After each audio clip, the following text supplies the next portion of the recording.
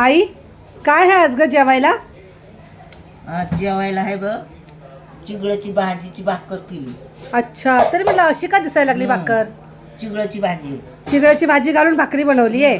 दुष्काळात लोक खायची याला, हा पण आता माणसाला बरं बिरं आजारी पडल्यावर माणसाला ती आठवणी होते ते पहिल्या. हा हा हा मुगाची उसळ, हा हे काय? हुलग्याची उसळ, हुलग हुलग हुलग, हा, हा, कुणी ह्याला कुळीत बोलतय. अच्छा हा हा.